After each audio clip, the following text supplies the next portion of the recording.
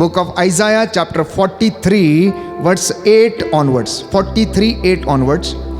उन लोगों को सामने ले आओ जो आंख रहते अंधे हैं, कान होते हुए भी बहरे हैं। सारे राष्ट्र इकट्ठे हों, सब जातियां मिल जाएं। उनमें कौन राष्ट्र ऐसा है जिसने इस बात की भविष्यवाणी की थी? कहता पूछो इनसे, सबको बुला के लाओ और इन राष्ट्रों से पूछो कि इनमें कौन राष्ट्र ऐसा है जिसने इस तरीके की भविष्यवाणी की, जिसने पहले ही घटनाओं का संकेत दिया। केवल एक परमेश्वर, इब्राहिम, इसहाक और याकूब का परमेश्वर उन सब बातों के विषय में तुमसे बताता है और उसने भविष्यवाणी की। वे अपनी बातें प्रमाणित करने के लिए साक्षियों को ले आए, जिससे कि लोग उन्हें सुनकर कहें उन पर विश्वास किया जा सकता है। प्रभु ये कहता है तुम मेरे साक्षी हो। कहता ये लोग कितने लोगों को भी ले आए लेकिन ये प्रमाणित नहीं कर पाएंगे। तुम मेरे साक्षी हो, मैंने तुम्हें भेजा है, तुम मेरे सेवक हो। मैंने तुमको इसलिए नियुक्त किया कि तुम जान जाओ, मुझ में विश्वास करो और यह समझो कि मैं वही हूं। मेरे पहले ना तो कोई ईश्वर हुआ और ना मेरे बाद में कोई होगा। मैं ही प्रभु हूं, मेरे सिवा कोई उद्धारक नहीं। बोले आमेन, हालेलुया, हालेलुया, हालेलुया। हे प्रभु ईश्वर, मैं आपको अपना उद्धार करता, जीवन देने वाला ईश्वर स्वीकार करता हूँ। हे प्रभु यीशु, मैं आपको अपना मुक्तिदाता स्वीकार करता हूँ। हालेलुया, हे प्रभु यीशु, आज इन वचनों के द्वारा मुझे आशीष प्रदान कीजिए। Hallelujah, hallelujah. कहता है लेकिन इन सब बातों पर विश्वास करने के लिए तुम्हें पिछली बातों को भुलाना होगा। पिछली बातों को भुलाना होगा कि क्या तुम्हारी जिंदगी में अच्छा था या नहीं था। अगला सुंदर वचन है पद संख्या 18, book of Isaiah chapter 43 verse 18। पिछली बातें भुला दो, पुरानी बातों को जाने दो। देखो मैं एक नया कार्य करने जा रहा हूं और वो प्रारंभ हो चुका है, वो प्रारंभ हो चुका है। आगे लिखता है कि क्या तुम उसे नहीं देखते? मैं मरुभूमि में मार्ग बनाऊंगा, उजाड़ प्रदेश में पथ तैयार करूंगा। जंगली जानवर, गीदड़ और शुतुरमुर्ग मुझे धन्य कहेंगे। कहता है क्योंकि मैं अपनी प्रजा की प्यास बुझाने के लिए मरुभूमि में जल का प्रबंध करूंगा और उजाड़ प्रदेश में नदियां बहाऊंगा। मैंने ये प्रजा अपने लिए बनाई है और यह मेरा स्तुति गान करेगी। बोलो आमेन, हालेलुया, हालेलुया, हालेलुया, हालेलुया, हालेलुया, हालेलुया, हालेलुया। सुना आपने? कहता है ये प्रजा मैंने अपने लिए बनाई है। अशोक को मैंने अपने लिए बनाया, गॉडफ्री को अपने लिए बनाया। आपका नाम लेकर बोलता मैंने आपके घराने को अपने लिए बनाया, ताकि आपके घर में उसकी सिताइश हो सके, आपके घर में उसकी बंदगी हो सके, आपके घरों में उसकी इबादत हो सके, आप उसका धन्यवाद करने वाले बन सकें। इसलिए ईश्वर ने इज़राइल को चुना कि इज़राइल ईश्वर का स्तुतिगान करे, निरंतर उसको धन्य कहे। इसलिए दाऊद ये लिखता है कि मेरी आत्मा परमेश्वर को धन्य कहे, मेरी आत्मा निरंतर उसका स्तुतिगान कर। बंदीगृह में आप देखते हैं कि प्रभु के जब दास बंदीगृह में पड़े हुए थे तो वहां भी उसकी बंदगी चल रही थी। वहां पर उन्होंने बहुत से लोगों के हृदयों को परिवर्तित किया। जब उन्होंने प्रार्थना किया, परमेश्वर ने उस प्रार्थना का उत्तर दिया और स्वर्ग द्वार खोल दिया। और प्यारे भाइयों और बहनों, यहां तक कि बंदीगृह में कारापाल ने भी प्रभु यीशु को स्वीकार किया। और जब उसने पूछा कि सज्जनों मुक्ति प्राप्त करने के लिए हमें क्या करना चाहिए, तो उन्होंने उत्तर दिया तुम प्रभु ईसा मसीह के नाम में विश्वास करो तो तुम और तुम्हारे घराने को उद्धार मिलेगा। तुम और तुम्हारे घराने को उद्धार मिलेगा। तो आज परमेश्वर आदि अनंत काल तक एक रूप बना रहने वाला अल्फा ओमेगा आपको और मुझे ढारस बंधा रहा है, हिम्मत बंधा रहा है। आप में से कितने लोग हैं जिनके फ़ोन कॉल्स आते हैं, मैसेजेस आते हैं। हर एक व्यक्ति प्यारे भाइयों और बहनों आंसुओं में रहकर प्रार्थना करता है। किसी का पति खो जाता है तो दूर चला जाता है, किसी की नौकरी छिन जाती हैं, कोई अपने दफ्तर में परेशान है, कोई लालच में पड़ जाता है, कोई धोखे में पड़ जाता है। तमाम जिंदगी की समस्याएं हैं प्यारे भाइयों और बहनों, तमाम समस्याएं हैं, और इंसान उसमें मकड़ी के जाले के जैसे बुनता चला जाता है और एक दिन उसमें फंस जाता है। यीशु कहता है, मैं इसलिए आया हूं, मानव पुत्र इसलिए प्रकट हुआ ताकि वो शैतान के कामों का क्या करे, सर्वनाश करे। बोलो आमीन, हालेलुया। हे प्रभु यीशु, मैं इस वचन को स्वीकार करता हूँ। Hallelujah, hallelujah. तो यशायाह नबी के द्वारा परमेश्वर भविष्यवाणियां करता है और उन्हें पूरी भी करता है, ढारस देता है लोगों को। कहता, निराश और टूटे हुए हृदयों को ढारस बंधाओ। Give them the courage. Tell them the Lord is going to do marvelous things in your life. आने वाले दिनों में परमेश्वर आपके फाइनेंस को ब्लेस करने जा रहा है। Tell them. Let them be prepared. बोलता है, इन्हें तैयार हो जाने दो, इनका समय आ गया है। मैं इनके कल्याण के विषय में सोच रहा हूं, इनके आंसुओं को पोंछने की मैं सोच रहा हूं। मैं आऊंगा और इनके आंसुओं को पोंछ डालूंगा और इनसे कहो कि ये ऐसा करें, पश्चाताप करें। इनसे कहो मेरे पास लौट कर चले आए। पश्चाताप का अवसर नहीं देखने पर नगर अपने को नष्ट करेगा। यीशु ने कहा, जो व्यक्ति मेरे पास लौट कर नहीं आता वो नष्ट करेगा अपने आप को। उड़ाऊ पुत्र यदि उठकर पिता के पास नहीं आता तो उधर ही पिगरी में मर जाता। प्यारे भाई और बहनों, वो खाना खा के उधर ही ढेर हो जाता। लेकिन उसने निर्णय लिया वापस चलने का। चलो अपने पिता के पास जाएंगे, क्योंकि सैकड़ों नौकर चाकर वहां पर भरपेट भोजन करते हैं। मैं यहाँ मर रहा हूँ। मैं तो एक ऐसे बाप का बेटा हूँ जो दयालु है। मैं एक ऐसे बाप का बेटा हूँ जो कभी पूछता नहीं है। मैं एक ऐसे बाप का बेटा हूँ जो प्रतिदिन दया के काम, धार्मिकता के काम करता, और मैं उसको छोड़कर यहाँ पर पड़ा हुआ हूँ। नहीं, ये जगह मेरे लिए नहीं। मैं उठूंगा, मैं जाऊंगा। बोलता है, मैं पिता से कहूंगा, मैंने तेरे विरुद्ध पाप किया है, मैं तेरा बेटा कहलाने के योग्य नहीं हूं। मैंने स्वर्ग के विरुद्ध पाप किया है, इब्राहिम, इसहाक और याकूब के परमेश्वर के विरुद्ध पाप किया है, जो शेरों के मुंह बंद करने वाला परमेश्वर, जो चट्टान में से मरुभूमि में पानी निकालने वाला परमेश्वर है, जो लाल समुद्र में रास्ता बनाने वाला परमेश्वर, मैंने उसके विरुद्ध पाप किया। ऐशो आराम की जिंदगी मैंने जी, अब मैं तेरा बेटा कहलाने के योग्य नहीं हूं, इसलिए मैं क्षमा चाहता हूं। वो सोच ही रहा था, ऐसा करके बोल के जा रहा था।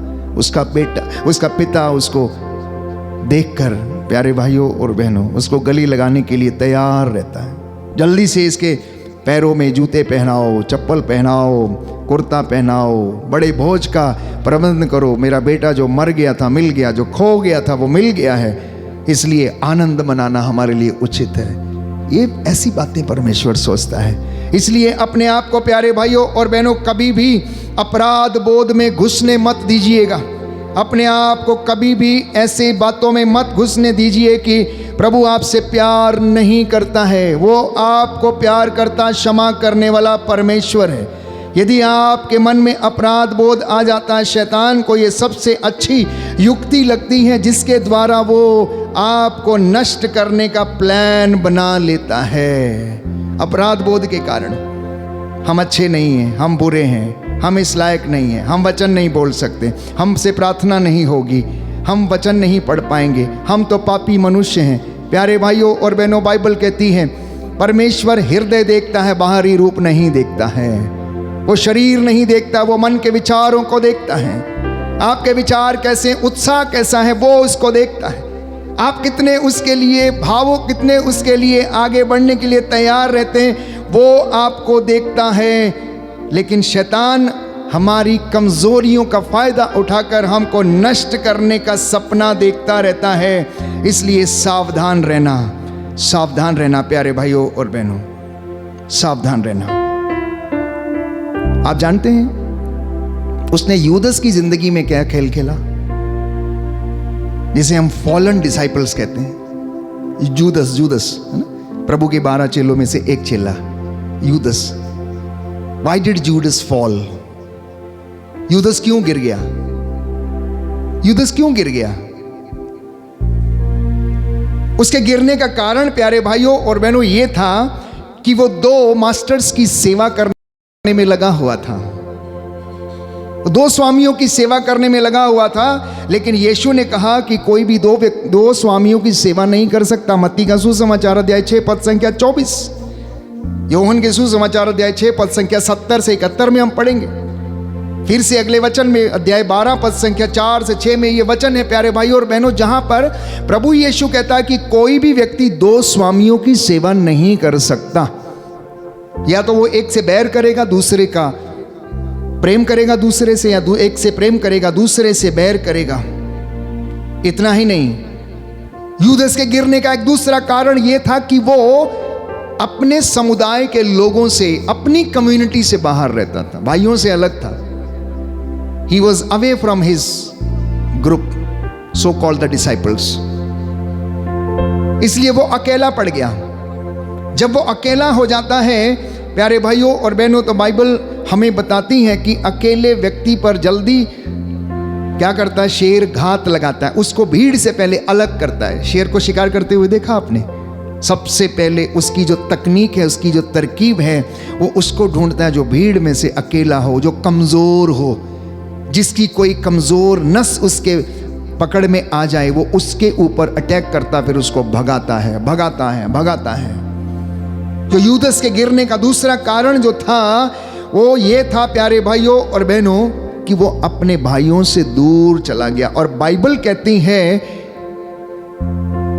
भजन संहिता में हम पढ़ते हैं, कितना ही अच्छा है भाइयों का एक साथ रहना, कितना अच्छा है भाइयों का एक साथ रहना। जो भाई एक साथ नहीं है वो बिखर चुके हैं, जो मित्र एक साथ नहीं है, धोखा दिया है, वो आज बर्बाद हो चुके हैं। तो हमारे लिए ये एक सबक है कि हम यूदस की जिंदगी से कुछ सीखें। यूदस ने अपने ऊपर ज्यादा भरोसा किया, ईश्वर की इच्छा पर भरोसा नहीं किया। उसने अपनी बातों को पूरा करने की कोशिश की, ईश्वर को उसकी जिंदगी में काम नहीं करने दिया। उसने अपनी लॉयल्टी, अपनी ईमानदारी दूसरों को दिखाई। किसको दिखाई? शास्त्रियों और फरीसियों को। जब उसने कहा मैं 30 सिक्कों में उसे आपके हवाले कर दूंगा, he became more loyal to them than to Jesus. वो उससे बेवफाई करके शास्त्रियों और फरीसियों के साथ वफाई करने के लिए चला गया, उनको ईमानदारी दिखाने के लिए गया कि अगर मैं उसे पकड़वाऊं तो तुम मुझे क्या दोगे। उन्होंने बोला ठीक है, 30 सिक्के देंगे, चांदी के 30 सिक्के मूल्य उसने अपने गुरु के लिए निर्धारित किया। चांदी के 30 सिक्के क्या हैं? आपके पास इससे ज्यादा होंगे, हो सकता है सोने के भी होंगे, हो सकता है सोने के बिस्किट भी होंगे आपके पास, हो सकता है एक आधा तोला, 2 किलो, 3 किलो आपके लॉकर में पड़ा हो। तो चांदी के 30 सिक्के उसके सामने क्या है?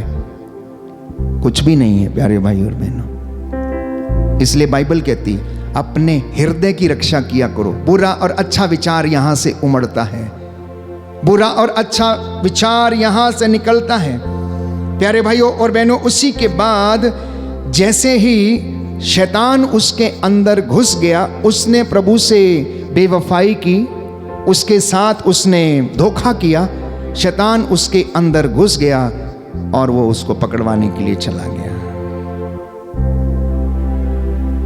यूदस से हमें सीखना है कि जिसको हम विश्वास करते हैं, जिसके नक्शे कदम पे हम चलते हैं, जो हमारा मुक्तिदाता है, हम उसके प्रति फेथफुल रहें, ईमानदार रहें। इसलिए बाइबल ये कहती है वफादारी और ईमानदारी का पट्टा आप अपने गले में पहन लीजिए, ये अंत में तुम्हारी रक्षा करेगा। बोलिए आमीन, हालेलुया, हालेलुया। यीशु की स्तुति हो, यीशु की स्तुति हो, यीशु को धन्यवाद, यीशु को धन्यवाद, यीशु की आराधना हो, यीशु की आराधना यीशु की हो, महिमा हो, यीशु की महिमा यीशु को धन्यवाद, यीशु को धन्यवाद, हालेलुया, हालेलुया। हे प्रभु यीशु, हे प्रभु आज यीशु, मेरी जिंदगी में, आज मेरी जिंदगी में ऐसे कई बार ऐसे कई बार क्षण आ जाते हैं क्षण आ जाते जब हैं, मैं आपसे दूर चला जाता हूँ। जब मैं आपसे दूर चला मुझे जाता क्षमा हूँ। कीजिए, मुझे क्षमा हालेलुया, हालेलुया, हालेलुया। हालेलुया। तो मैं आपसे बात कर रहा था कि भक्ति का जीवन जब हम जीते हैं या शिष्य बन के हम जीवन जीते हैं, कई मर्तबा मैंने आपको समझाने का प्रयास किया। यूदस कभी शिष्य बना ही नहीं, शिष्य के रूप में उसने धोखा किया। शिष्य के रूप में उसने धोखा किया। जिस थाली में खाया उसी में उसने छेद किया। He was never disciple। अगर वो डिसाइपल होता तो ऐसा नहीं करता, अगर वो शिष्य होता तो ऐसे नहीं करता। उसके अंदर ये शिष्यता का भाव आया ही नहीं, आज्ञा पालन का भाव आया ही नहीं, ओबीडियंस का भाव आया ही नहीं उसके अंदर, ईमानदारी का भाव आया ही नहीं। क्योंकि शैतान हर दिन उसके अंदर काम करता था, इसलिए खजाने में से वो पैसा चोरी करके लेकर आता था प्यारे भाइयों और बहनों। और अंत में क्या हुआ? अपराध बोध में चला गया और जाके फांसी लगा ली कि मैंने अपने गुरु को धोखा दिया, मैंने अपने प्रभु को धोखा दिया। आखिर मैंने ऐसा क्यों किया, मुझसे ऐसा क्यों हो गया? रिमोर्स में चला गया। रिमोर्स फीलिंग जिसे हम कहते हैं, उसमें से कभी बाहर नहीं आ पाया। वो अपने उस्ताद से, मतलब अपने मास्टर से, अपने गुरु से आंखें मिलाकर बात नहीं कर पाया। और बाइबल कहती है कि उसने जाकर अपने आप को पेड़ से लटकाकर फांसी से लटका दिया और वो मर गया।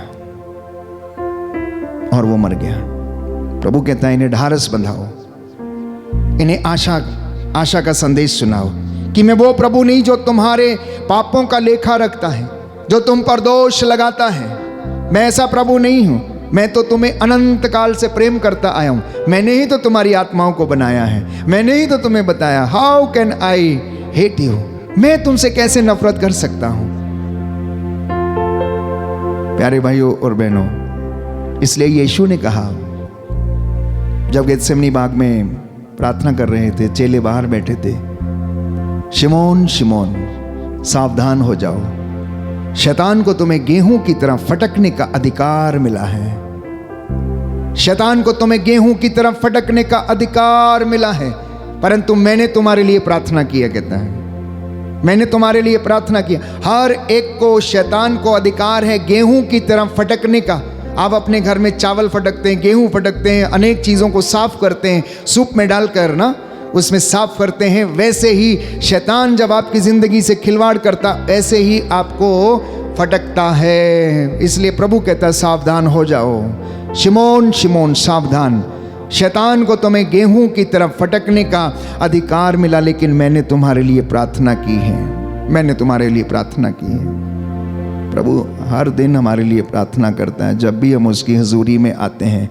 इसलिए निरंतर प्रार्थना करते रहना प्यारे भाइयों और बहनों, निरंतर प्रार्थना करते रहना। धन्यवाद की प्रार्थनाएं, prayers of supplication and thanksgiving should be offered every day to the Lord. It is a duty of the church, it is a duty of the priest, it is a duty of everyone who is following the Christ. हर व्यक्ति की, हर मसीही व्यक्ति की जिम्मेदारी है कि वो घर में जब लौट कर आता है, चाहे वो कितना भी बड़ा व्यक्ति क्यों ना हो, कितना भी बड़ा बिजनेसमैन क्यों ना हो, वो लौट कर आए और परमेश्वर का धन्यवाद करे। क्योंकि बाइबल हमें यही सिखाती है, बाइबल हमें यही सिखाती है। बहुत तरीके की प्रार्थनाएं हैं, बहुत तरीके की प्रार्थनाएं बाइबल हमें विभिन्न प्रकार की प्रार्थनाओं के विषय में बताती है। धन्यवाद की प्रार्थना जिसे हम भजन संहिता में पढ़ते हैं, धन्यवाद के बहुत अच्छे भजन हैं। साम नंबर 150, साम नंबर 34, साम number 95, psalm number 100, they are the prayers of thanksgiving. Psalm number 65, they are the psalms of thanksgiving. आखिर आपके पास क्या नहीं है जो आपको नहीं दिया गया है? सांसें भी आपको दी गई हैं, ये आपकी अपनी नहीं है। अपनी होती तो शायद आज आप खुदा बन के घूमते हैं यहाँ पर इस दुनिया में। शुक्र है कि ये भी हमें उधार में दी गई हैं। अगर कोई क्लेम करने लगे कि मेरी अपनी है तो उसका अहंकार बढ़ जाता है प्यारे भाई और बहनों। इसलिए परमेश्वर वो सब देखता है, वो सब देखता है। उसकी आंखें कहती सब कुछ देखती हैं। इसलिए धन्यवाद के निवेदन जब मैं और आप उसको समर्पित करते हैं तो हम उसके सामने प्यारे भाइयों और बहनों अपने आप को नतमस्तक करते हैं, अपने परिवार को, अपनी ज़िंदगी को, अपने जीवन को, अपनी बुलाहट को, अपने विश्वास को हम सरेंडर करते हैं। धन्यवाद। Every day you must thank him, every day. आप सो के उठते हैं, इतना पर्याप्त है। कितने हैं जो सो के उठते ही नहीं हैं, सो के उठते ही नहीं हैं। कितने हैं जो रोज़ दुर्घटना में मारे जाते हैं। कितने ऐसे लोग हैं प्यारे भाई और बहनों जो पागल हो जाते हैं, जिनको पता ही नहीं लगता करना क्या है, और फिर भी इंसान उसी चीज के पीछे दौड़ता रहता है, जिंदगी ऐसे ही गुजार लेता है। 80 साल के जीवन के अंतराल में आप 40 साल सोते हैं और लगभग 40 साल आप जागते हैं। 80 साल का अगर जीवन आप देखें तो 12 hours of darkness, 12 hours of light, तो आपके पास 40 साल ही हैं जो आप दिन में गुजारते हैं, बाकी के 40 साल आप रात में गुजरते हैं। इस तरीके के आप अपनी लाइफ को आप कंपेयर कीजिए। बच्चा छोटा है, बड़ा होता है, पढ़ता है, नौकरी ढूंढता है, 27 साल तक 28-30 साल तक सेटल होने की कोशिश करता है, उसके बाद शादी करता है, 1-2 बच्चे हो जाते हैं, उसके बाद उनको सेटल करने में उनकी लाइफ गुजर जाती है। आपने क्या खोया है, आपने क्या पाया? What have you gained? पैसा जो आपका अपना नहीं है, लॉकर में जो आपने जमा करके रखा जो आपका अपना नहीं है, प्रॉपर्टी जो आपने खरीद के रखी, मेरे आने वाले वंश अच्छे से खाएंगे पिएंगे, वो भी आपकी अपनी नहीं है। किसके लिए? For what? कहता है तूने वो इकट्ठा किया जो तेरे साथ नहीं जाएगा, जो तेरे साथ जाने वाला था वो तूने कभी इकट्ठा ही नहीं किया, कहता है। हम वो जोड़ते हैं जिसे हम साथ में लेकर नहीं जाएंगे, हम वो खो देते हैं जिसे हमें साथ में लेकर जाना है। प्रार्थना एक ऐसा माध्यम है प्यारे भाइयों और बहनों जो परमेश्वर के राज्य के दरवाजों को खोलता है। मैं जानता हूं आप प्रार्थना करते हैं, मैं ये नहीं कह रहा कि आप प्रार्थना नहीं करते हैं, पर क्या आप उससे कनेक्ट हो पाते हैं? क्या आप उसके तार उससे जुड़ते हैं या नहीं जुड़ते हैं? कभी अपना वाईफाई कनेक्ट करना ऊपर से करना, बाजू वाले से नहीं करना। वाईफाई ऊपर के साथ कनेक्ट करना प्यारे भाई और बहन, तब हमें समझ में आएगा कि वो हमसे क्या बातें करना चाहता है, क्या ट्रांसफर करना चाहता है, क्या हमारी जिंदगी में देना चाहता है। एक दिन अपने जीवन की किताब को प्यारे भाइयों और बहनों प्रभु यीशु के साथ या स्वर्ग में उसके साथ अपनी स्क्रीन को कनेक्ट कर दीजिए and tell him to delete and correct. जैसे आप स्क्रीन शेयरिंग करते हैं लोगों के साथ, अपने मित्रों के साथ, अपनी जिंदगी की स्क्रीन को शेयर करना किसी दिन बैठ के, ये मामूली बातें नहीं हैं, ये बहुत गहराई की बातें, गंभीरता की बातें हैं। आप कनेक्ट होके देखिए, आपको परमेश्वर आपसे बातें करेगा और बताएगा। इसलिए मैंने कहा कि प्रार्थना करना कभी मत छोड़िए, क्योंकि प्रार्थना जीवन में हमारे लिए स्वर्ग के द्वार को खोल देती है, स्वर्ग के द्वार को खोल देती है। बड़े बड़े महान कलाकार, महान खिलाड़ी जब वो जीते या जब वो जंग लड़ने के लिए गए, सैनिक लोग, तो उन्होंने अपने खुदा को याद किया, प्रभु को याद किया उन्होंने। यहाँ तक कि नबियों में से प्यारे भाइयों और बहनों राजा दाऊद, वो भी एक छोटी उम्र में गोलियत को बोलता है कि देख तू अपने सामर्थ्य के साथ लड़ने के लिए मेरे साथ आया है, लेकिन मैं तो परमेश्वर के सामर्थ्य से तेरे साथ लड़ने के लिए आया हूँ, और मैं इन 5 चिकने पत्थर जो मेरे पास है और गोफन है, देख मैं इसी से तुझे मार डालूंगा और तेरी ही तलवार से कहता मैं तेरा सिर धड़ से अलग कर दूंगा। एक 12-14 साल के बच्चे में इतना उत्साह। बाइबल कहती है दाऊद के साथ ईश्वर का आत्मा रहता था, दाऊद के साथ ईश्वर का आत्मा रहता था और उसने उसे ब्लेस किया था। दाऊद अपने सारे भाइयों में से चुना गया था। परमेश्वर ने उसके अन्य भाइयों को जो बड़े हट्टे कट्टे तगड़े सुंदर सुडौल थे नहीं चुना, उसने दाऊद को चुना। यहां तक कि राजा साउल भी प्यारे भाइयों और बहनों उससे नफरत करने लगा जब लोगों ने इस तरीके से नारे लगाए कि राजा साउल ने सहर्षों को मारा लेकिन दाऊद ने लाखों को मारा, तो राजा साउल उससे नफरत करने लग गया। राजा साउल एक दिन उसको मारना चाहता था। अपने सेनापति के साथ उसने जाकर दाऊद का पीछा किया और वो जब उसको नहीं ढूंढ पाए तो जाकर गुफा में सो गया। राजा दाऊद अभिषेक के साथ वहां पर घूम रहा था, उसको पता लग गया कि राजा साउल दाऊद को मारने के लिए आया है। तो दाऊद ने कहा कि देखो मैं उससे मिलने के लिए जा रहा हूं, तुम में से कौन मेरे साथ आएगा? अभिषेक कहने लगा कि मैं चलूंगा तुम्हारे साथ। वो लोग गए देखने के लिए, वो सो रहे थे। राजा साउल ने अपना भाला जो था अपने सिराने पर गाड़ा हुआ था और सुराही पानी की वहां पर रखी हुई थी। रात को जब वो जाते हैं तो अभिषेक कहता है आप चाहे तो मैं अभी इसको क्या कर सकता हूं, मार सकता हूं, आप मुझे आज्ञा दें, आप मुझे आज्ञा दें। उसने बोला नहीं नहीं नहीं नहीं नहीं, ये गलत काम हम नहीं करेंगे, ये गलत काम हम नहीं करेंगे। कौन परमेश्वर के अभिषिक्त को मार कर ईश्वर के दंड से बच सकता है, इसलिए हम ये काम नहीं करेंगे। इसका भाला और इसकी सुराई उठाकर हम लेकर चले जाएंगे। और वो लेके चले गए और बाहर दूसरी पहाड़ी के ऊपर इंतजार करने लगे।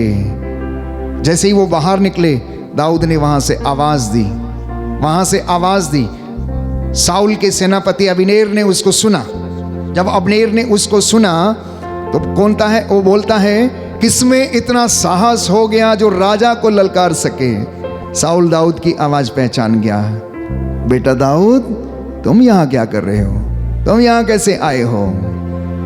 उसने कहा पिता साउल आप मेरा पीछा क्यों कर रहे हैं, आप मेरा पीछा क्यों कर रहे हैं, आप मुझे क्यों मारना चाहते हैं? देखो आज परमेश्वर ने तुम्हें मेरे हाथ में दे दिया था, लेकिन तुम परमेश्वर के अभिषिक्त हुए दास हो, इसलिए मैंने तुम पर हाथ नहीं उठाया। अगर मैं चाहता तो मैं आज ही तुम्हारा खात्मा कर सकता था। अबनेर से कहा देखो तुम कैसी बातें करते हो, अपने स्वामी की रक्षा तक नहीं कर पाए, तुम सोते रह गए। उसकी सुराही और भाला देखो कहाँ है। प्यारे भाइयों और बहनों, शर्म के मारे वो पानी पानी हो गया। और उसकी सुराही जब उसके हाथ में देखी तो प्यारे भाइयों और बहनों, साउल ने उसे क्षमा किया। जब हम प्रार्थना में रहते हैं, जब आत्मा हमारे साथ रहता है, ये सारे वरदान वो आपको और मुझे देता है। इसलिए अब याद कीजिए कि यदि राजा दाऊद ने साउल के ऊपर हाथ नहीं उठाया, उसे क्षमा कर दिया, उसके बदले में जब दाऊद से गलती हो गई तो परमेश्वर ने भी उसे क्षमा किया और फिर से 40 साल तक उसे इज़राइल का राजा बनाकर रखा। क्षमा में इतना पावर है, इतनी ताकत है क्षमा करने में। तो प्रार्थना और क्षमा ये हमारी जिंदगियों में आशीषों को फेच करती हैं। प्यारे भाई और बहनों, ये हमारी जिंदगी में आशीषों के दरवाजों को खोलती हैं। धन्यवाद की प्रार्थना आपकी जिंदगी में हर वक्त ईश्वर को आशीष को महसूस करने का अवसर प्रदान करती। बोलिए आमेन, हालेलुया, हालेलुया, हालेलुया, हालेलुया। तो बात जब प्रार्थना की मैं कर रहा हूं कि प्रार्थना के जरिए में और आप उसके नजदीक आते हैं, तो दूसरी प्रार्थना का तरीका है इंटरसेसरी प्रेयर, मध्यस्थता करना। मूसा सबसे बड़ा मध्यस्थ था परमेश्वर और इजरायली प्रजा के बीच में। मूसा सबसे बड़ा मध्यस्थ था, वो इंटरसेशन करता है। इतना ही नहीं, इब्राहिम इंटरसेशन करता है। पिता इब्राहिम जो हम विश्वास में हमारा पूर्वज है, परमेश्वर से क्या इंटरसेशन करता है। देखो अगर 50 धर्मी भी इस नगर में पाए जाएं तो क्या इसके लिए फिर भी तू इसे नष्ट करेगा? बोला जा फिर, अगर बात ऐसी है, अगर उस नगर में 50 धर्मी भी मिल जाएं तो भी मैं उसको नष्ट नहीं करूंगा। और आप जानते हैं कि इब्राहिम धीरे धीरे करते करते, मेरा प्रभु क्रोध ना करे, मेरा प्रभु मुझे माफ करे, मेरा प्रभु गुस्सा ना करे। यदि वहां पर 10 लोग भी होंगे धर्मी तो क्या उसके लिए भी तो इस नगर को नष्ट कर देगा? परमेश्वर हमारा इतना महान है, उसने कहा जा, अगर वहां 10 लोग भी मिलेंगे ना तो भी मैं उसे नष्ट नहीं करूंगा। परिवार में यदि एक व्यक्ति भी प्रार्थना करने और उपवास करने वाला मिल गया तो वो परिवार बचा रहेगा, नष्ट नहीं होगा। प्यारे भाइयों और बहनों, याद रखिएगा, एक व्यक्ति भी प्रायश्चित करने वाला मिल गया तो आपका घराना बचा लिया जाएगा, क्योंकि आप अपने घर के मुखिया हैं, आप अपने घर के पुरोहित हैं। परमेश्वर आपके द्वारा उस घर में काम करता है। एक याजक के, एक पुरोहित के द्वारा उसकी कलीसिया में वो काम करता है। एक प्रॉफिट के द्वारा वो अपनी प्रजा की जिंदगी में काम करता। अकेला मूसा इतने लोगों के लिए मध्यस्थता करता था। जरा सी समस्या होती थी दौड़ कर जाता था, जरा सी समस्या होती थी दौड़ कर जाता था। प्रभु मैं क्या करूं, ये गुस्सा कर रहे हैं, इनके पास खाने को नहीं है। आज ये लोग नॉनवेज मांग रहे हैं, आज ये लोग पानी मांग रहे हैं, मैं कहां जाऊं, क्या करूं, मैं इनसे क्या कहूंगा, बोलते हैं जाके। परमेश्वर उसे सांत्वना देके नीचे भेजता था। 40-40 दिन 40-40 रात मूसा पहाड़ी पर गुजार दिया करता था, वापस नहीं आता था, वापस नहीं आता था। क्या आप में से कोई व्यक्ति है ऐसा जो अपने खानदान या अपने परिवार के लिए ऐसा कार्य कर सके? जिस दिन मूसा के जैसे लोग खड़े हो जाएंगे, जिस दिन मूसा के जैसे याजक और पुरोहित निकल आएंगे मध्यस्थता करने वाले, जिस दिन प्रचारक मूसा के जैसे खड़े हो जाएंगे, उस दिन उनकी कलीसिया का उद्धार हो जाएगा प्यारे भाइयों और बहनों। क्योंकि बाइबल हमें बताती है, परमेश्वर ने कहा याजकों वेदी के सामने घुटना टेको, हाथों को उठाओ, आंसुओं को बहाओ, चिल्लाओ और मेरी प्रजा के पापों के लिए तुम प्रायश्चित करो। कहता है मेरी प्रजा के पापों के लिए तुम प्रायश्चित करो। ये भटकी हुई भेड़ों के समान है, बिना चरवाहे की भेड़ों के समान है। और इतना ही नहीं, इजराइलियों को तो ये भी उसने कह डाला कि देखो, जब तुम्हें अच्छी अच्छी चीजें मिलती थी तो तुम बड़े खुश रहते थे, लेकिन जरा सा तुमने दुख क्या देख लिया। हे इफ्राइम, जरा सा तेरी जिंदगी में दुख क्या आ गया कि तू दूर चला गया, सुख में दुख में तेरे पापों की गठरी तेरे सिर पर बंधी रही है। कहता है तेरे पापों की गठरी तेरे सिर पर बंधी हुई है, और कहता है कि मैं उसका हिसाब करूंगा, इसलिए मैं तुझे थोड़ी देर के लिए छोड़ दूंगा, आंखों से ओझल कर दूंगा मैं तुझे थोड़ी देर के लिए। परमेश्वर नाराज होता है प्यारे भाई और बहनों, नाराज होता है। जब एक माता पिता से उसके बच्चे दूर जाते हैं तो माता पिता नाराज होते हैं। थोड़ी सी समस्या होती है, थोड़ी नहीं बहुत ज़्यादा समस्या होती है। जिनको वो प्यार करते हैं उनसे अगर दूर चले जाते हैं तो वो बहुत ज़्यादा उन्हें दुख होता है। परमेश्वर को भी अपने चुने हुए लोगों पर प्यारे भाइयों और बहनों तरस भी आता है, दुख भी होता है कि किस तरह एक जैसे एक मुर्गी अपने चूज़ों को एकत्र करने की कोशिश करती है, परमेश्वर ही अपने लोगों को इकट्ठा करने की कोशिश करता है। हालेलुया, हालेलुया, हालेलुया, हालेलुया। यीशु की स्तुति हो, यीशु की स्तुति हो, यीशु को धन्यवाद, यीशु को धन्यवाद, यीशु की आराधना हो, यीशु की आराधना, यीशु की महिमा हो, यीशु की महिमा, यीशु को धन्यवाद, यीशु को धन्यवाद। हालेलुया, हालेलुया, हालेलुया, हालेलुया। हे प्रभु यीशु, हे प्रभु यीशु, मेरे जीवन में, मेरे जीवन में, मेरे परिवार में, मेरे परिवार में शांति आ जाए, शांति आ चंगाई जाए, आ जाए, चंगाई आ मुझे जाए, आशीष दीजिए, मुझे आशीष दीजिए। हालेलुया, हालेलुया, हालेलुया, हालेलुया, हालेलुया। हालेलुया। इसलिए आगे के वचन जब हम पढ़ते हैं यशायाह नबी का ग्रंथ अध्याय 44 पद संख्या 21 से मैं आपके लिए पढ़ूंगा। कहता है, याकूब इस बात पर विचार करो, इज़राइल तुम मेरे सेवक हो, इस बात पर विचार करो कि मैंने तुमको गढ़ा और अपना सेवक बनाया। इज़राइल तुम मेरे साथ विश्वासघात नहीं करोगे, तुम मेरे साथ विश्वासघात नहीं करोगे। मैंने बादल की तरह तुम्हारे अपराध, कोहरे की तरह तुम्हारे पाप मिटा दिए हैं। मेरे पास लौटो क्योंकि मैं तुम्हारा उद्धारक ईश्वर हूं। मेरे पास लौटो क्योंकि मैं तुम्हारा उद्धारक ईश्वर हूं। आगे कहता है, मैं तुम्हारे आगे आगे चलूंगा, ऊबड़ खाबड़ स्थानों को समतल बनाऊंगा, कांसे के फाटक को टुकड़े टुकड़े करूंगा, लोहे की अर्गलाएं तोड़ डालूंगा। मैं तुमको अंधकार में छिपे हुए खजाने और गुप्त स्थानों में रखी संपत्ति दूंगा, जिससे कि तुम जान जाओगे कि मैं ही प्रभु। कितनी कोशिश की परमेश्वर ने इजराइलियों को ये सब समझाने की, बताने की, और आज भी इन वचनों के द्वारा अपनी नए इजराइल को, नई कलीसिया को, विश्वासियों को, चुने हुए लोगों को, प्रचारकों को, आपको और मुझे वो फिर वचन सुनाता रहता है, सुनाता रहता है, सुनाता रहता है कि हम फिर से लौट कर उसके पास चले आए। बोलो आमेन, आमीन, हालेलुया, हालेलुया, हालेलुया, हालेलुया। यीशु की स्तुति हो, यीशु की यीशु स्तुति को हो, धन्यवाद, यीशु को धन्यवाद, यीशु की आराधना हो, यीशु की आराधना यीशु हो, की महिमा हो, यीशु की महिमा यीशु हो, को धन्यवाद, यीशु को धन्यवाद, हालेलुया, हालेलुया, हालेलुया। हालेलुया। तो प्रियजनों, अपनी समस्याओं में परमेश्वर को याद कीजिएगा, प्रार्थना के माध्यम से बुलाइए। Call God in your trials and tribulations. अपनी समस्याओं में उन्हें आमंत्रित कीजिए और कहिए कि प्रभु हमारे घर में आकर रुक जाइए, हमारी नाव में आकर बैठ जाइए, आज हमारे यहां ठहर जाइए प्रभु। इतना जल्दी क्या है आगे जाने की? हमारे घर में भी आके रुकिए, हमसे बातें कीजिए, वो वचन आपसे बातें करेगा। जब आप रोज पढ़ते हैं, मैं समझता हूं कि आपके सबके घर में बाइबल पढ़ी जाती है। पढ़ते तो हैं, स्वीकार कितने लोग करते हैं? स्वीकार कितने लोग करते हैं? नजरअंदाज कर देते हैं। उसमें से जो अच्छा है अपने लिए, मेरा फाइनेंस ब्लेस हो जाए, मेरी गाय ब्लेस हो जाए, मेरी बकरी ब्लेस हो जाए, मेरी गाड़ी ब्लेस हो जाए, मेरा लोन का फाइल पास हो जाए, मेरा नौकरी मिल जाए, आज मेरा ऐसा हो जाए, आज मेरा वैसा हो जाए, यही सुनना पसंद है। यह सुनना पसंद नहीं कि मेरी आंखों के सामने अपना अधर्म दूर करो। यह सुनना पसंद नहीं कि तुम्हारी उंगलियां रक्त से रंगी हुई हैं। यह सुनना पसंद नहीं तुम्हारी आंखें किंतु देखती नहीं है। यह सुनना पसंद नहीं तुम्हारा कान है कि फिर भी सुनता नहीं।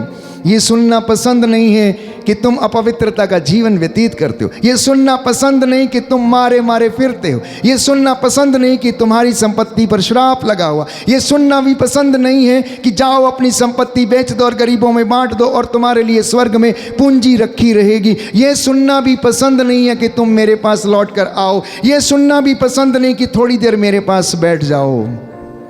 क्या सुनना है? इंग्लैंड में नौकरी, अमेरिका में नौकरी, कनाडा में नौकरी, अच्छी लड़की, अच्छा लड़का, ये सुनना है। मेरा घर बन जाए, मेरा बिजनेस अच्छा हो जाए, ये सुनना है। प्यारे भाइयों और बहनों, वो सब चीजें जरूरी हैं, लेकिन प्रायोरिटी क्या है? प्रायोरिटी क्या है? वो कहता है जो मुझे सबसे पहले सम्मान देता है, जो मेरा आदर करता है, मैं उसका आदर करता हूं, और जो मुझे तुच्छ जानता है मैं उन्हें तुच्छ जानता हूं। ये मेरे वचन नहीं, ये बाइबल के वचन है। और परमेश्वर आपसे आज इन वचनों के माध्यम से बातें कर रहा है। इसलिए याद करिए, दाऊद क्या कहता? मैंने संकट के दिन में उसको पुकारा। भजन संहिता 118 पद संख्या 5 और 6, साम number 118 words 5 to 6। I called out to him in my trials। जब मैं संकट में था तब मैंने उसको पुकारा, उसने मेरी सुनी और मेरा उद्धार किया। बाइबल कहती है क्योंकि प्रभु मेरे साथ है, मुझे कोई भय नहीं, मनुष्य मेरा क्या कर सकता है। साम नंबर 23 जो एक सुंदर भजन है, उसमें वो कहता चाहे अंधेरी घाटी होकर जाना क्यों ना पड़े, मुझे किसी अनिष्ट की शंका नहीं, क्योंकि तू मेरे साथ रहता, तेरी लाठी और तेरे सोटे पर मुझे भरोसा है। कितने लोग ये सब कह सकते हैं? अपने आप से पूछना। इसलिए मैंने कहा अपनी जिंदगी की जो किताब है उसकी स्क्रीन को आज प्रभु के साथ शेयर करना ना, शेयरिंग द स्क्रीन, और अपना वाईफाई उधर कनेक्ट करना। थोड़ा समझ में आएगा, जरूर आएगा। परमेश्वर अपने दास के माध्यम से आपसे बातें कर रहा है। कहता है यदि तुम मुझे पुकारोगे मैं तुम्हारी प्रार्थना सुनूंगा। Book of Isaiah chapter 58। यीशु ने योहन के सुसमाचार में क्या कहा? तुम्हारे पास कुछ नहीं है क्योंकि तुम प्रार्थना नहीं करते हो। तुम्हारे पास कुछ नहीं है क्योंकि तुम प्रार्थना नहीं करते। यदि करते हो तो अपने स्वार्थ के लिए करते हो। जैसा मैंने आपसे कहा, तुम्हारी प्रार्थनाएं स्वार्थ की प्रार्थनाएं हैं। गाड़ी, मोटर, बंगला, लोन, ये वो दुनिया भर की बातें। कहता इसलिए तुम्हारे पास कुछ नहीं है। क्या फायदा सारी संपत्ति, सारा धन इकट्ठा कर लो और अपनी आत्मा को गंवा दो, तो इससे लाभ क्या है? बोलता है इससे लाभ क्या है? क्या लीजेंड हम क्या पीछे छोड़ कर जा रहे हैं? हम अपने पीछे क्या छोड़ कर जा रहे हैं? लीजेंड क्या है हमारे? लोग किस नाम से हमें याद करेंगे? किस बात से हमें याद करेंगे? कहता है जब तुम मुझे पुकारोगे तो वो ईश्वर उत्तर देगा। यदि तुम दुहाई दोगे तो वो कहेगा देखो मैं यहाँ हूँ, प्रस्तुत हूँ। यदि तुम अपने बीच में से अत्याचार दूर करोगे, अभियोग नहीं लगाओगे, किसी की निंदा नहीं करोगे, यदि भूखों को रोटी अपनी खिलाओगे, पददलितों को तृप्त करोगे, अंधकार में तुम्हारी ज्योति का उदय होगा। लेकिन ये सब काम तुम करना नहीं चाहते हो।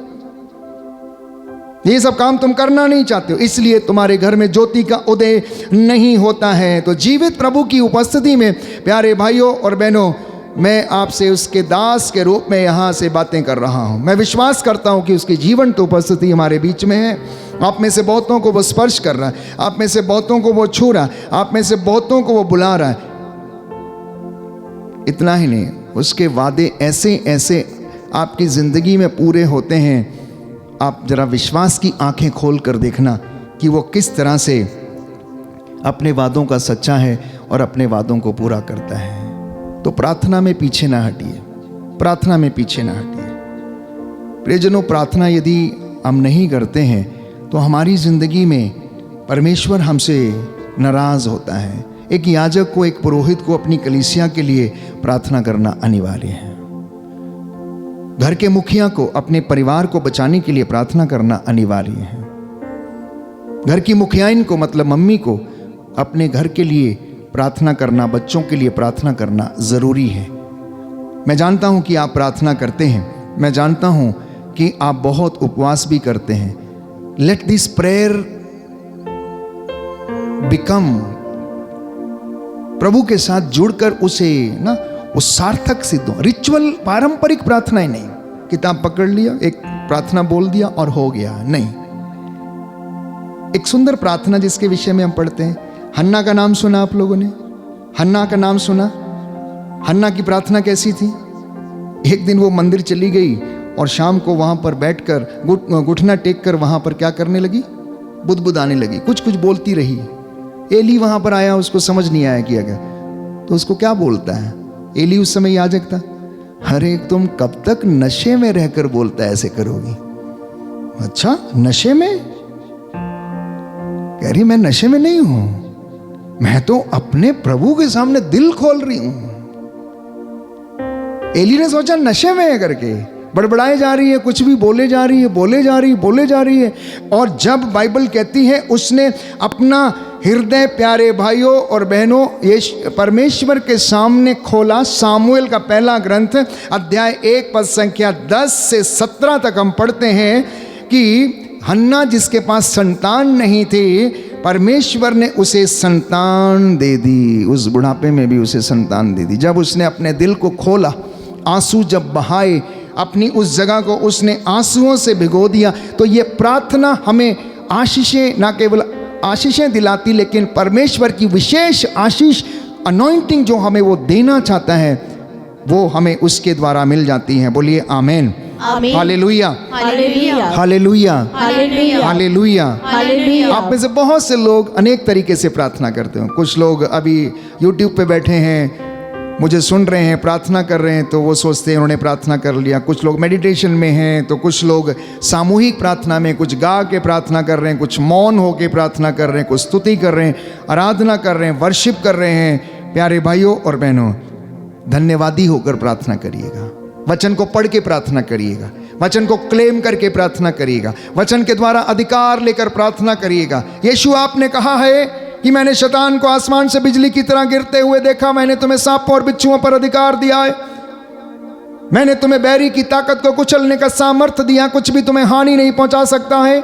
मैं इस वचन के द्वारा अधिकार लेता हूं, ये आपका वचन है, आपने कहा है। मैं आज पूरे सामर्थ्य के साथ इस वचन के द्वारा अधिकार लेता हूं और इस गंदी बदरू को आदेश देते हैं तेरे नाम से यहां से निकले और जाए। मार्कुस का सुसमाचार अध्याय 16 पद संख्या 17 में कहता, अगर कोई मुझ में विश्वास करेगा और क्लेम करेगा, मुझसे भी बड़े और महान काम करेगा, मुझसे भी बड़े और महान काम करेगा। तो अपने आप को और अपनी गलतियों को स्वीकार करके नाकेदार के जैसे छाती पीट पीट कर आना और कहना। आपको मालूम है नाकेदार भी प्रार्थना करने आया, एक फरीजी भी आया, फरीजी आया, मैंने ये किया, मैंने वो किया, मैंने ऐसा किया, मैंने वैसा। क्या नाकेदार जिसके पास इतना पैसा था, क्या उसने ये सब नहीं किया था? मैं समझता हूँ फरीसी से ज़्यादा दान नाकेदार ने दिया होगा। हालांकि बाइबल इसके विषय में मेंशन नहीं करती है कि उसने दान दिया या नहीं दिया, उसने सिर्फ इतना कहा, मुझ पापी पर दया कर। उसे मालूम था कि वो कौन है। He knew what he is। वो अपने आप को मालूम था कि वो अपने आप में क्या व्यक्ति है, क्या काम करता है, लेकिन उसने अपने आप को परमेश्वर के सामने छोटा बनाया और उसने कहा, मुझ पापी पर दया कर। और यीशु वहाँ पर बैठकर देख रहे थे, चेलों के साथ वो देख रहे थे। चेलों को बोला, जानते हो किसके पाप क्षमा हुए? ये फरीसी के नहीं, ये नाकेदार के, जो छाती पीट पीट कर ये कह रहा है कि मुझ पापी पर दया कर। इसलिए प्यारे भाई और बहनों, आज आप प्रार्थना में जो मांग रहे हैं, विश्वास करना बाइबल कहती कि आपको वो दिया जाएगा। मार्कुस का सुसमाचार अध्याय 11 पद संख्या 24, मत्ती का सुसमाचार अध्याय 21 पद संख्या 22। और जो कुछ तुम प्रार्थना में मांगते हो, विश्वास के साथ मांगते हो, वह तुम्हें मिल जाएगा। बोलो आमीन, हालेलुया, हालेलुया, हालेलुया। हालेलुया। हे प्रभु यीशु, हे प्रभु यीशु, आज मुझे प्रार्थना करना सिखाइए, प्रार्थना विश्वास करना सिखाइए। विश्वास करना हालेलुया, हालेलुया। हे प्रभु यीशु, हे प्रभु यीशु, जैसे आप मूसा के साथ थे, जैसे आप मूसा के साथ जैसे आपने मूसा को प्रार्थना करना सिखाया, जैसे आपने मूसा को प्रार्थना मध्यस्थता करना सिखाया, मध्यस्थता मुझे भी सिखाइए। मुझे भी हालेलुया, हालेलुया, हालेलुया, हालेलुया, हालेलुया, हालेलुया, हालेलुया, हालेलुया, हालेलुया, हालेलुया, हालेलुया। हालेलुया। प्रार्थना के जो चमत्कार हैं, बाइबल हमें तमाम चमत्कारों के विषय में बताती है। मैं कुछ साझा करता हूं आपके साथ, फिर एक गीत गाकर प्रभु की स्तुति करेंगे। Acts of the Apostles chapter 9 verse 40, प्रेरितों का कार्यकलाप अध्याय 9 पद संख्या 40। पेतरुस ने, बाइबल कहती है, सबों को बाहर निकाल दिया और घुटने टेक कर प्रार्थना किया। Acts of the Apostles chapter 9 verse 40, प्रेरितों का कार्यकलाप अध्याय 9 पद संख्या 40 और उससे आगे बाइबल में बताती है, लिखा है कि पेतरुस ने सबों को बाहर किया और घुटने टेक कर प्रार्थना की। इसके बाद वह शव की ओर मुड़कर बोला, तबिथा उठो। उसने आंखें खोल दी और पेतरुस को देखकर वह उठ बैठी। पेतरुस ने हाथ बढ़ाकर उसे उठाया और विश्वासियों तथा विधवाओं को बुलाकर उसे जीता जागता उनके सामने उपस्थित कर दिया। यह बात पूरे योप्पे में फैल गई और बहुत से लोगों ने प्रभु में विश्वास किया। प्रभु में विश्वास किया। प्रभु के चेले पेतरुस ने मुर्दे को जिंदा किया। बताइए, प्रार्थना का चमत्कार। घुटने टेका पहले, उसके बाद प्रार्थना किया, उसके बाद अधिकार लेकर वचन के द्वारा बोला, तबिथा उठो, और वो उठ बैठती है। प्रार्थना का दूसरा चमत्कार मैंने आपको बताया कि परमेश्वर ने हन्ना की प्रार्थना को सुना और उसे एक सुंदर सामुएल नामक व्यक्ति उसे प्रदान किया। Acts of the Apostles chapter 12 verse 5, बंदी गृह में जब पौलुस और सिलास बंदी गृह में बंधक थे तो कलीसिया आग्रह के साथ प्रार्थना कर रही थी। नॉट सिंपली प्रेइंग, आग्रह के साथ, earnestly, the word used is earnestly praying. इतना ही नहीं, गेत्सेमनी बाग में योहन के सुसमाचार में हम पढ़ते कि जैसे जैसे यीशु मसीह का दुख भोग नजदीक आता जा रहा था, वो और भी ज्यादा एकाग्र होते जा रहे थे और उनका जो पसीना था वो खून के रूप में वहां पर बहा और उन्होंने ऐसा अपना पसीना बहाया। राजाओं का दूसरा ग्रंथ अध्याय 19 पद संख्या 19, राजा हिजकिय्याह ने यरूशलेम को बचाने के लिए प्रार्थना की। पद संख्या अध्याय 19 पद संख्या 35 में, उस रात ईश्वर के दूत ने असूर के राजा को शिविर में 1,85,000 लोगों को मौत के घाट उतारा। उस दिन प्रार्थना का चमत्कार। जब राजा हिजकिय्याह ने ईश्वर से प्रार्थना किया कि यरूशलेम को प्रभु बचा, तो उस दिन प्रभु का दूत उतर के आया, 1,85,000 लोगों को उसने मौत के घाट उतारा उस दिन रात को। जैरूस की बेटी मर गई थी, जानते हैं, मार्कुस का सुसमाचार अध्याय 5 पद संख्या 23। और उसने कहा मेरी बेटी आ गई। प्रभु ने कहा मैं आकर उसे चंगा कर दूंगा। वो गए, वहां पर जाते हैं, लोग विलाप कर रहे थे, रो रहे थे, वहां पर रो रहे थे। उसने कहा बेटी, लड़की मरी नहीं है तो सोई हुई है। लोग वहां पर उसका मजाक उड़ाने लगे। वहां पर जब उनका मजाक उड़ाने लगे, उन्होंने सबको घर से बाहर कर दिया और वो वहां पर गए। उन्होंने लड़की से कहा, ओ लड़की मैं तुमसे कहता उठो, तालिथा कुम्मी, अर्थात ओ लड़की मैं तुमसे कहता उठो। और वो उठ बैठी और उसने उसे अपने पेरेंट्स को दे दिया और उससे कहा इसे खाने पीने के लिए कुछ दे दो। प्रार्थना के चमत्कार। मूसा ने परमेश्वर से कहा कि मुझे अपनी महिमा दिखा, निवेदन किया। एक्सोडस चैप्टर 33 वर्स 18, परमेश्वर ने कहा, देख मेरी महिमा तू नहीं देख पाएगा, फिर भी मैं तेरे सामने से मैं होकर गुजरूंगा, तो मेरी पीठ का पिछला हिस्सा देख लेना। क्योंकि परमेश्वर तो जो प्यारे भाइयों और बहनों, उसका तेज इतना ज़्यादा, इतनी पवित्रता है कि उसको देखने के लिए हमें उस तरीके की पवित्रता की आवश्यकता है। उसने कहा कि अगर तू देख लेगा तो भस्म हो जाएगा, बोलता है। इसलिए जब मैं निकलूंगा तो मेरी पीठ का पिछला हिस्सा तू देख सकता है। कहता है, मूसा ने कहा, मुझे अपनी महिमा दिखाने की कृपा कर। तो उसने कहा, मैं अपनी संपूर्ण महिमा के साथ तुम्हारे सामने से निकल जाऊंगा और तुम पर मैं अपना नाम, प्रभु नाम कहता है, प्रकट करूंगा। वो नाम आपके ऊपर प्रकट किया है। वो नाम प्यारे भाइयों और बहनों, नामों में सर्वश्रेष्ठ नाम हमारे बीच में। आज जब मैं और आप मिलकर स्तुति गा रहे हैं, अनेक वचनों को हमने सुना है और परमेश्वर ने हमसे बातें की हैं, ये वचन आज हमें आशीष प्रदान करें। फिर से एक बार मैं रिकैप करना चाहता हूँ। परमेश्वर ने कहा, मेरी प्रजा को ढारस बंधाओ, मेरे बच्चों को हिम्मत दो, मेरे बच्चों को आशा का संदेश सुनाओ, ये निराश ना हो, इनका मन कच्चा ना हो, इनका दिल ना टूट जाए। मैं इनके साथ हूँ, दुख में, कष्ट में, हर परेशानी में। इनसे कहो पिछली बातें भुलाएं, मेरे पास लौट कर चले आएं। ये मेरे बच्चे हैं, ये मुझसे प्रार्थना करेंगे, मैं इन्हें प्रदान करूंगा, मैं इनका भाग्य पलट दूंगा, क्योंकि ये मेरी अपनी प्रजा, मैंने अपने लिए इन्हें चुना है। और मैंने आपको बताया कि वो आपकी ज़िंदगी में क्या करना चाहता है।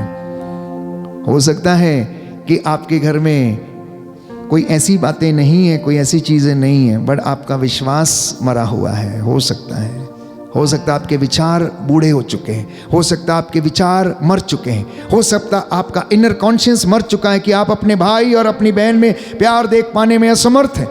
हो सकता है कि आप सच्चा प्यार करने में असमर्थ हैं। आज अपने दिलों को जिंदा रखिएगा, अपने विचारों को परमेश्वर में, मसीह में जिंदा रखिएगा। वो ईसा नाज़री प्यारे भाइयों और बहनों आपके घर में इस वक्त मौजूद है। जितने लोगों ने एक साथ मिलकर उसे याद किया है, वो आप सबको चंगा करने और बंधन तोड़ने के लिए आया। आइए हम प्रार्थना करें कि प्रभु हमें आशीष प्रदान कर, तेरी रूह का ताज़ा मसा और अभिषेक हम पर उतरे और हमारी प्रार्थना का तो उत्तर दे। हमारे बड़े बूढ़ों बुजुर्गों को आशीष दे। आँखों को बंद करें, प्रार्थना करें। आपने वचन सुना, परमेश्वर ने इस वचन के द्वारा आपको एक रास्ता दिखाया है। प्यारे भाइयों और बहनों, अपने मार्ग बदल दीजिए, जीवन बदल जाएगा, आपका घराना, आपका परिवार बदल जाएगा। आप शुद्ध हो गए, आप नए हैं व्यक्ति है, आप नए इज़राइल हैं। यीशु मसीह आपसे प्यार करता है, उसने आपको सिखाया किस तरह प्यार करना है। आइए हम प्रार्थना करें कि प्रभु आप हमारी ज़िंदगी में आ जाइए, हमारे जीवन में तेरा आशीर्वाद ठहरे और तू हमारी ज़िंदगी में अपनी रूह का ताज़ा अभिषेक और मसा प्रदान कर। हम इस गीत को बयां करेंगे, जैसे मैं मूसा के साथ था, मैं तुम्हारे भी साथ हूँ। आप में से जो निराश है, जो आंसू बहा रहे थे, हिम्मत ना हारिए। जो कष्ट में है, लकवे से पीड़ित है, स्किन इन्फेक्शन के रोग से पीड़ित हैं, लाइलाज बीमारियों से पीड़ित हैं, थायराइड की समस्या से पीड़ित हैं, बदरूहों के लश्करों से जकड़े हुए हैं, एक के एक व्यक्ति यीशु के नाम से अभी और इसी वक्त चंगा हो जाए। Be healed and cleansed in the name of Jesus. यीशु के नाम पर आज़ाद हो जाओ। गंदी बदरूहों के लश्कर, संपत्ति पर लगे हुए पाप श्राप बंधन, नौकरी पर लगे हुए पाप श्राप बंधन यीशु के नाम पर आज खारिज करते हैं। बोलिए आमीन, आमीन, आमीन, आमीन, हालेलुया, हालेलुया, हालेलुया, हालेलुया। हे प्रभु यीशु, हे प्रभु यीशु, मेरे परिवार पर, मेरे परिवार पर, मेरे खानदान पर, मेरे खानदान पर, मेरी धन संपत्ति पर, मेरी धन संपत्ति पर, शैतानी आत्माओं का, शैतानी आत्माओं का, तंत्र मंत्र जादू टोने का तंत्र मंत्र जादू कोई अधिकार नहीं है, कोई अधिकार, कोई अधिकार नहीं है। कोई अधिकार नहीं। हे प्रभु यीशु, हे प्रभु यीशु, पवित्र वचन कहता है, पवित्र वचन कहता है, गणना ग्रंथ अध्याय 23 पद संख्या 22, पद संख्या 22, इज़राइल के विरुद्ध इज़राइल के विरुद्ध अभिचार व्यर्थ है, अविचार व्यर्थ है, याकूब के विरुद्ध याकूब के अभिचार व्यर्थ है, अभिचार उसके खिलाफ उसके खिलाफ कोई तंत्र मंत्र,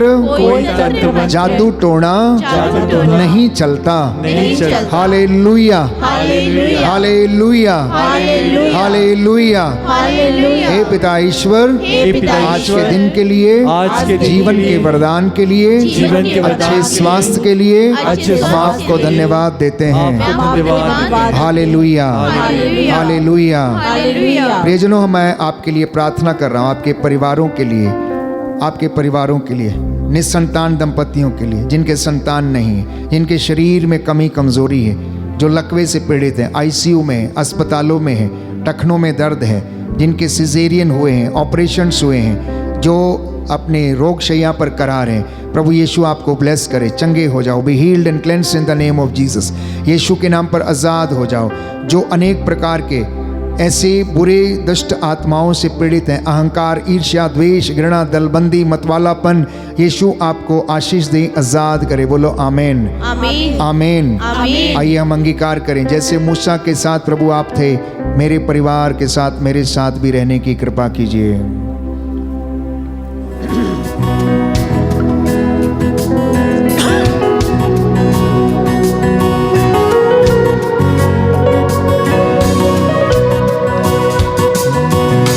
जैसे मैं मूसा के साथ था, तेरे भी चलूंगा।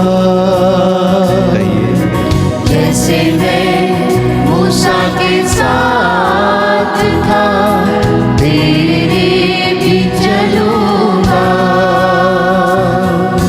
जैसे मैं यस लॉर्ड, मूसा के साथ आमीन, आमीन। धन्यवाद प्रभु। तेरे भी चलूंगा। जैसे मैं मूसा के साथ था, तेरे भी चलूंगा। जैसे मैं मूसा के साथ था, तेरे भी चलूंगा। जैसे मैं मूसा के साथ था, तेरे भी चलूंगा। जैसे मैं धन्यवाद यीशु। मूसा के साथ था, तेरे भी चलूंगा। जैसे मैं मूसा के साथ था, तेरे भी चलूंगा। छोड़ूंगा ना मैं साथ तेरा, छोड़ूंगा ना मैं साथ तेरा, तुझे थामे चलूंगा। जैसे मैं मूसा के साथ, जैसे मैं मूसा के साथ था, तेरे भी चलूंगा। ये परमेश्वर का वादा है। जैसे मैं मूसा के साथ था, तेरे भी चलूंगा। छोड़ूंगा ना मैं साथ तेरा, छोड़ूंगा ना मैं साथ तेरा, छोड़ूंगा ना मैं साथ तेरा, छोड़ूंगा ना मैं साथ तेरा, तुझे थामे चलूंगा। जैसे मैं मूसा के साथ था, तेरे भी चलूंगा। और एक बार मिलकर गाएं। जैसे मैं मूसा के साथ था, तेरे भी चलूंगा। मेरी बातों पे